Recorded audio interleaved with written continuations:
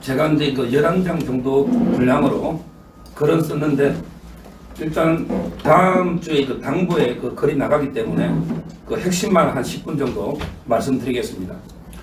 2017년 8월 30일 대한애국당이 창당이 됐습니다. 그리고 이제 그 박근혜 대통령의 요청으로 우리 공화당으로 개명이 되고, 그리고 이제 그 태극기가 총 결집하자, 단합하자.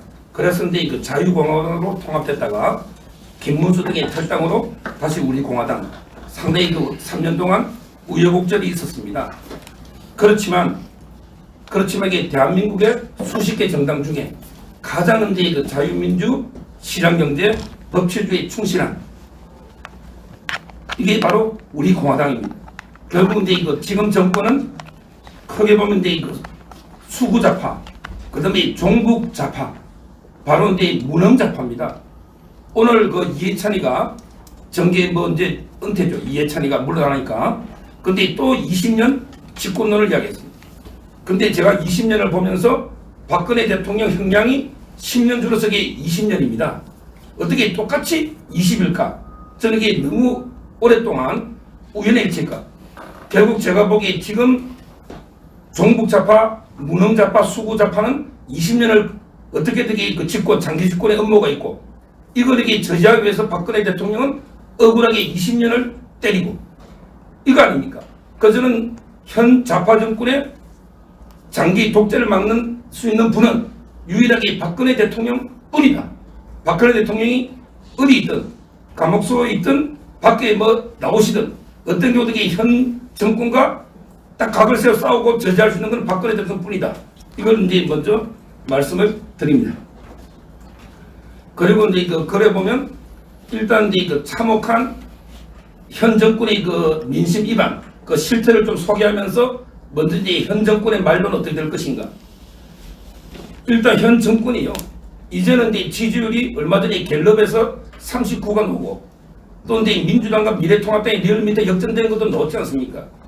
근데 옛날에는 그렇게 30% 떨어졌다가 코로나 가지고 이게 장난 좀 쳐서 다시 좀 총선 때 해보겠다가 이번에 또 떨어진 거거든요. 근데 이번에는 반전식 그게 없어요. 왜? 그동안 이게 위정 평화쇼 해가지고 좀 재미 봤다가 초에, 그 다음에 또 위기 오니까 친일파 장사 좀 했다가, 또 이게 위기 오니까 코로나 퍼주기로 재미 좀 봤다가, 이제 써먹고 다 써먹은 거예요. 이제 현 정권에는 지지율을 이게 반등시킬 수단이 이게 전혀 없다. 그래서 이제 얼마나 민심 위반됐으면 광화문에도 이게 뭐 처음에 500명, 몇천 명 하더니 코로나 검사로 이게 5만 명까지 놓지만, 제가 보기에 훨씬 더 많은 분이, 이게 바로 민심이 아닌가. 그래서 이게 그 현 정권의 민심이 이게 왜 이렇게 이탈됐느냐. 뭐 여러 가지 있겠지만 저는 딱 한마디로 항상 이 지도자는 국민 전체의 눈으로 보고 국민 전체의 귀로 들어야 되는데, 오로지 현 정권은 대깨문 눈으로만 보고 대깨문의 귀로만 들으니까 모든 게 대깨문을 위한 정치, 이렇게 국민 분열로 가니까 그게 참혹한 민심 위반이 온 게 아닌가, 이렇게 보고요. 그래서 이제 그 현 정권의 말로, 이거는 이게 뭐 볼 필요도 없죠. 역대 모든, 물론 이게 정권의 공통점이 유시, 무종, 이 말 이게 시작은 창대했는데 끝은 이게 미약하게 끝난 게 물론 모든 정권의 운명이었지만, 근데 현 정권의 운명은 훨씬 이게 더할 것이다. 더 참혹할 것이다. 왜냐하면 이게 이렇게 민심이 위반하고, 그 이번에 그 보시면 8.15 때 봤지만, 이런 이게 정권이 과연 이게 좋게 결말이 나겠는가. 뭐 문재인이, 저는 이게 그 취임사를 항상 방송할 때마다 많이 보는데, 왜냐하면 이게 취임사 반대로 하면 항상 방송이 되니까 많이 보는데, 거기 보면 이게 뭐 빈손으로 취임하고 빈손으로 퇴임하는 대통령이 되겠다, 평범한 시민이 돼가지고 이웃과 정을 나누겠다, 이런 이 꿈은 깨야 된다 봅니다. 옛날에 제가 이명박 대통령 변호를 할 때 대통령 퇴임하고 한 명이 이명박 대통령 집 앞에서 매일 구속하라고 1인 시위를 했어요. 근데 끝내 어떻게 됐습니까? 구속됐지 않습니까? 한 명이. 근데 만약에 문재인이가 뭐 어디 양산에 가든 어디 가든 한 명만 가겠어요? 저에게 태극기 애국 국민들이 주말에 수백, 수천, 수만이 가고, 이렇게 하면 이게 어떻게 편안하게 살겠습니까? 결국 저는 문재인이가 이게 고향 가서 편안하게 사는 거는 걸렸다. 어차피 이게 아들, 딸처럼 이게 외국 도피하든지, 아니면 이게 결국 뭐 국립 우리 그 밥도 먹여주고 그렇게 가든지 그 길밖에 없다. 이게 두 번째 제가 현 정권의 그 비참한 말로 해서 언급을 했습니다. 지금도 이게 뭐 어떻게 레임덕으로 가지만 이미 죽은 오리처럼 대드덕이 됐다. 이렇게 말씀드리고요. 그리고 이제 본론으로 제가 세 번째 마지막 본론으로 이제 우리 공화당의 역사적 사명. 그럼 이게 우리 공화당은 어떻게 해야 되느냐? 이걸 제가 세 가지로 정리를 했는데 크게 보면 일단 우리 공화당은 현재 자유우파 가치를 확고히 재정립하는데 앞장을 서야 된다. 결국에 정치는 가치입니다. 데이비드 이스턴 말처럼 가치를 권위적으로 배분하는 게 바로 이게 정치입니다. 근데 지금 자유우파의 가치를 제대로 대변하는 정당이 없어요. 결국에 미래통합당은 이제 좌파의 이중대가 돼버린 거예요. 이미 완전히 위장보수, 사이비보수가 돼버린 거예요. 제가 어제 유튜브 우리 공화당 한민호 본부장님 대담에서도 이야기했지만 광주를 보십시오. 광주에 가서 김종인이가 무릎 꿇고 오는데 자기가 80년에 전두환 밑에 국보위였으면 본인만 참여하면 되지. 자기가 자유우파 전체를 대표할 아무런 권한도 없고 그냥 임시 발의사장 아닙니까? 내년 4월까지. 이런 분이 왜 광주에 가서 무릎 꿇고 빕니까? 그래서 옛날에 우리 삼성의 이건희 회장님이요. 뭐라 했냐면 개혁할 때 마누라는 빼고 다 바꾸랬어요. 이거는 마누라까지 바꿔버리면 이거는 개혁이 아니고 완전히 그건 나쁜 사람이죠. 그럼 자유파가 개혁과 혁신이 필요합니다. 그렇지만 꼭 지켜야 될 게 있는 거예요. 꼭 지켜야 될 자유파의 가치까지 바꿔버리면 그건 개혁이 아니에요. 이미 이거는 사이비 위장보수가 되고 좌파의 이중대로 전락한다. 그래서 저는 우리 공화당의 강령에도 보면 7대 강령이 있고 다 이게 오잖아요. 우리 공화당이 진정하게 자유민주주의 시장경제 법치를 수호할 수 있는 이게 바로 우리 공화당이다. 그래서 우리 공화당은 끝까지 가치 중심 자유파에 지키는 수호하는 이런 정당으로 일관되게 지금도 잘 해왔지만 일관되게 밀고 나가야 된다. 이게 첫째 역사적 사명을 말씀드리고요. 그 다음에 두 번째 역사적 사명으로 박근혜 대통령의 역사적 법정에서 우리 공화당은 결국 이제 정인이 되고 승리할 수 있도록 이런 역할을 해야 됩니다. 제가 항상 되새기는 게 박근혜 대통령이 탄핵 이후에 사죄에 왔을 때 말씀했잖아요. 결국 이제 시간이 걸리지만 진실은 반드시 밝혀진다. 제가 보기에 우리 역사상 반만년 역사상 가장 큰 사건이 박근혜 대통령의 탄핵 사건이에요. 왜? 이제까지 고려, 조선, 대한민국 어느 정권이 바뀌어도 총칼로 바뀌거나 아니면 국민의 표로 바뀌었어요. 근데 아무것도 아닌 헌재 판사 몇 명이 국민이 뽑은 대통령을 말도 안 되게 바꾼 이거는 엄청난 사건입니다. 근데 그 탄핵은 제가 이제 유튜브에도 많이 해놨지만 저는 이제 방송 옛날에 탄핵 전부터 계속 잘못됐다고 외쳤지만 결국에 탄핵을 제가 한 줄로 요약해 본다면 그 당시에 전부 가짜뉴스가 판치면서 민심이 약화됐고 거기에 김무성, 유승민 이런 데 어떤 가짜뉴스 잘못된 게 민심에 부안해 동안 이런 게 탄핵 5적이든 10적이든 몇십적이든 이런 게 국회의원들 이런 분들 그리고 이제 광장의 촛불에 불타버린 죽은 법치 있잖아요. 결국에 헌재 재판관들도 지금 보면 자기들도 황당할 겁니다. 그 당시는 말도 안 되게 결정을 내린 이런 법치. 그래서 제가 탄핵의 모든 과정은 가짜뉴스로 인한 여론악화, 이 부안해 동안 무소신 국회, 그리고 이제 광장의 촛불에 불타버린 죽은 법치에 따라서 진행됐고 그 결론도 헌법과 법률에 위배되는 잘못된 결정이다. 이게 결론이거든요. 오늘 여기 우리 최고위원님도 책을 탄핵에 대해서 냈지만 저는 이 부분은 자꾸 덮어둘 게 아니에요. 끝까지 거론해서 저는 이제 역사의 법정에서 이길 수 있도록 이런 데 투쟁을 해야 되고, 거기에 가장 앞장서는 게 우리 공화당이 돼야 된다.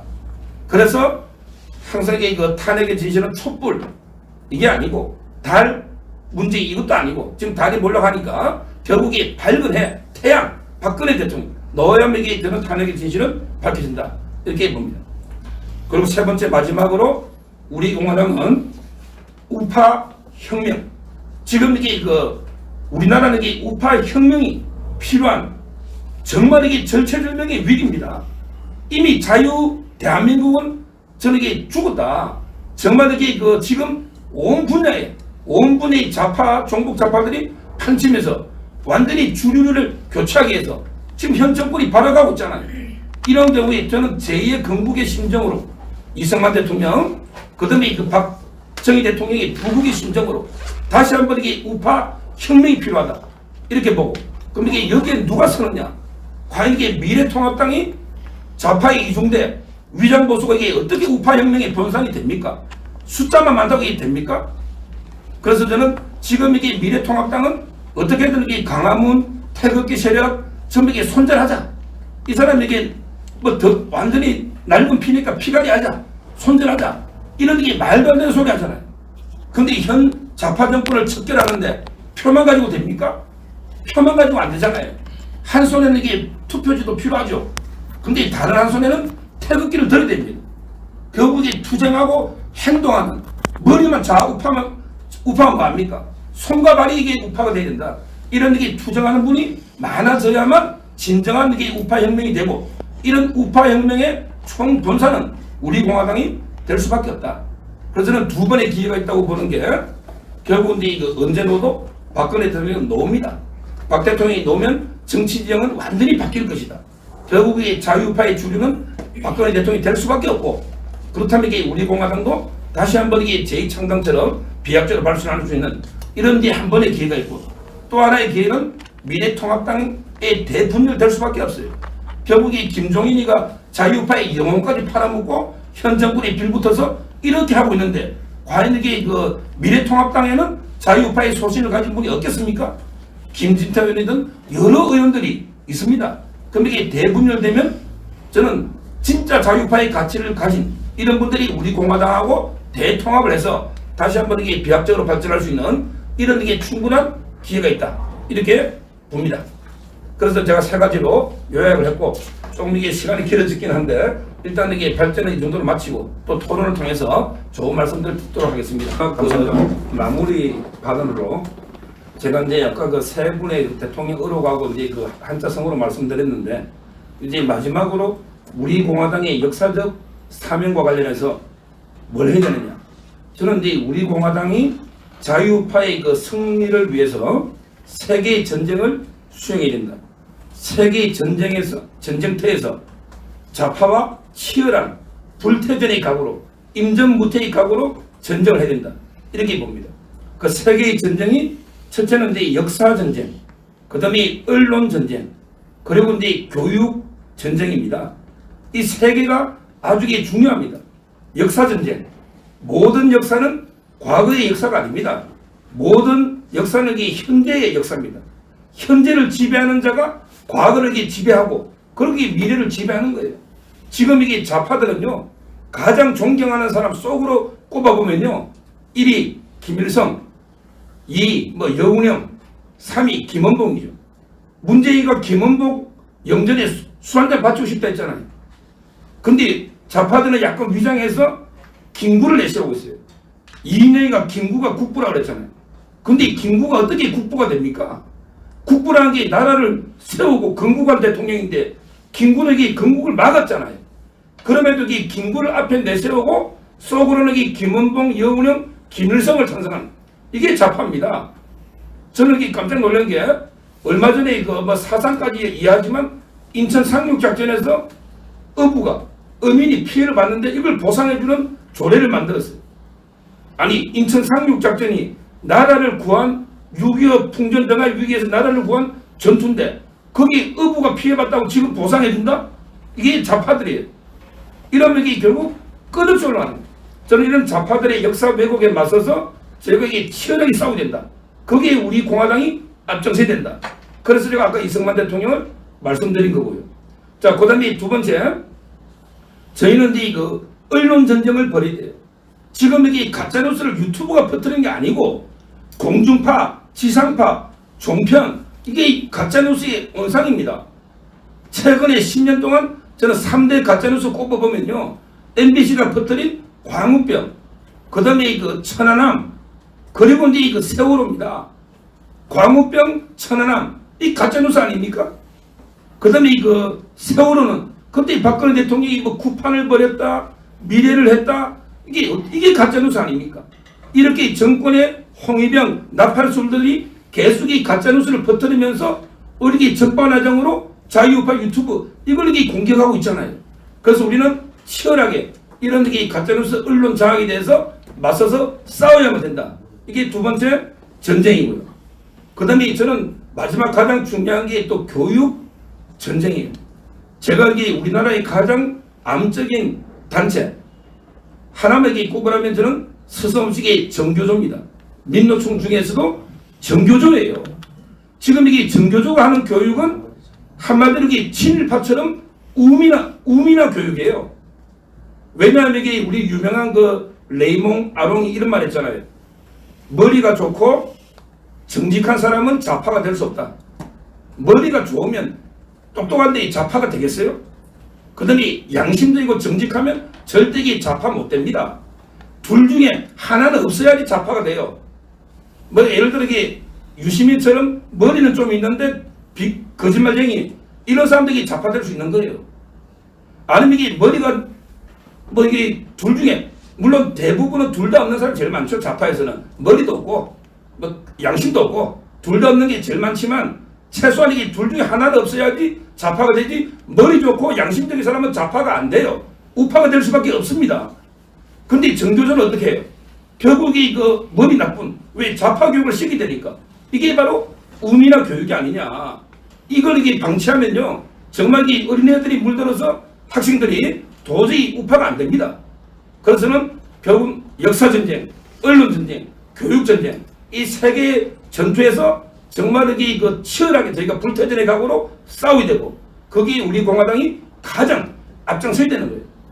조금 전에 그 미래통합당 이야기도 하셨지만 이런 게 사이비 위장보수 이거는 이게 도움이 안 되고 오히려 마이너스가 되는 겁니다. 이런 전쟁이 마이너스가 되는 거예요. 아니 잘 나가다가 갑자기 5.18에 가서 무릎 꿇고 눈물 흘리면서 이게 도움이 됩니까? 역사전쟁에? 도움이 안 되잖아요. 오히려 이게 큰 해악이 되는 겁니다. 오히려 이게 좌파보다 위장 우파는 더 해악이 되는 거예요. 저는 이런 걸 걸어내서 정말 이게 정통 자유우파 우리 공화당이 이런 세계의 전쟁에 앞장서기를 바라면서 마지막으로 제가 그 박근혜 대통령 일기를 쭉 글을 읽다가 오늘 우리 공화당 3주년을 맞아서 박근혜 대통령 말씀을 하나를 소개해야 되겠는데 제가 1989년 지금 이게 22년 전이죠. 1989년 11월 3일입니다. 11월 3일 박근혜 대통령이 일기에 쓴 거 이게 책에 있길래 한 구절을 가져왔습니다. 뭐냐면 운명 앞에서는 한없이 속절없는 것이 인간이다. 그렇죠. 운명 앞에서는 한없이 속절없는 것이 인간이다. 아무리 고통스러워도 나는 목적을 향해 끝까지 나아가게 될 것이다. 아무리 운명이 주는 고통이 크더라도 나는 목적을 향해 끝까지 나아간다. 그 다음 말을 제가 좋아합니다. 왜냐하면 운명이 지워준 책임과 사명을 다하지 않고 외면할 때 더 고통스럽기 때문이다. 운명이 지워준 책임과 사명을 다하지 않고 외면할 때 더 고통스럽기 때문에 나는 이 운명이 지워준 책임과 사명을 다하게 끝까지 나아갈 것이다. 정말 이게 저는 너무 와닿아요. 지금 이게 우리 자유파 얼마나 이게 힘들고 운명이 고통스럽죠. 그렇지만 이게 외면할 수는 없어요. 우리에게 주어진 운명과 사명은 반드시 종북 좌파 척결을 하고 대한민국을 구하라. 이게 우리에게 주어진 운명 아닙니까? 대한민국을 구해라. 이 운명이 주어진 게 얼마나 이게 저희가 힘들고 고통스럽죠. 그러기 이걸 외면할 때, 이걸 외면하고 방치할 때 더 고통스럽다는 거예요. 따라서 저는 운명을 위해 끝까지 싸워야 된다. 이 말씀을 마지막으로 드립니다.